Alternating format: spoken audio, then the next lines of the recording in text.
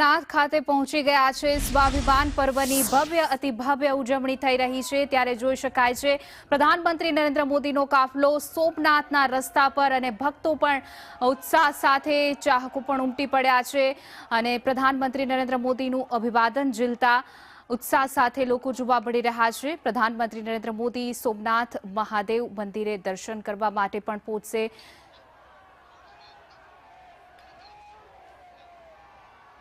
प्रधानमंत्री नरेंद्र मोदी सोमनाथ खाते पहोंच्या छे। જોઈ શકાય છે તેમનો કાફલો આગળ પહોંચી રહ્યો છે। રાત્રિના સમયે ડ્રોન શોમાં પણ તેઓ હાજરી આપવાના છે। સાથે જ પ્રધાનમંત્રી નરેન્દ્ર મોદી અલગ અલગ કાર્યક્રમમાં હાજરી આપશે।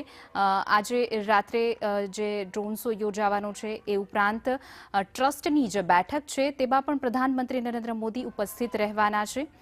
જોઈ શકાય છે સોમનાથનો આ સ્વાભિમાન પર્વ 1000 વર્ષ પૂર્ણ થયા છે જ્યારે મોહમ્મદ ગજનીએ 17 વખત સોમનાથ મહાદેવ મંદિરને તોડવાના પ્રયત્ન કર્યા તેમ છતાં પણ આજે ફરીથી તેનું નિર્માણ અને સોમનાથ દાદા અડીખમ ઊભા છે।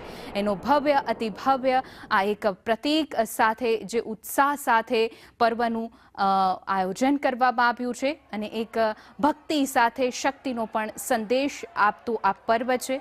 પ્રધાનમંત્રી નરેન્દ્ર મોદીનો કાફલો ધીમે ધીમે આગળ વધી રહ્યો છે।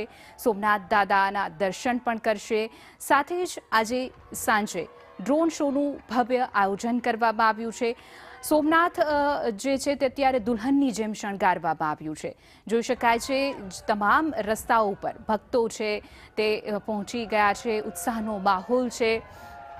दूर दूरથી આ પર્વમાં લાહો લેવા માટે ભક્તો ઉમટી ગયા છે અને સાથે જ જોઈ શકાય છે કે પ્રધાનમંત્રી જે રસ્તેથી પસાર થઈ રહ્યા છે ત્યાં લોકોની ભીડ ઉમટી છે અને અભિવાદન પણ ઝીલતા જોવા મળી રહ્યા છે અને ફૂલોથી શણગારવામાં આવ્યો છે। લાઇટોથી જગમગી ઉઠ્યું છે સોમનાથ અને રાત્રિના સમયે જ્યારે ડ્રોન શો યોજાશે ત્યારે તેનો અદ્ભુત નજારો જે છે એ પણ તમને સંદેશ ન્યૂઝની સ્ક્રીન ઉપર જોવા મળશે અને આ સ્વાભિમાન પર્વ કે જે એક કહેવાય કે શક્તિ અને સાથે ભક્તિનો એક અનેરો માહોલ અત્યારે જોવા મળી રહ્યો છે।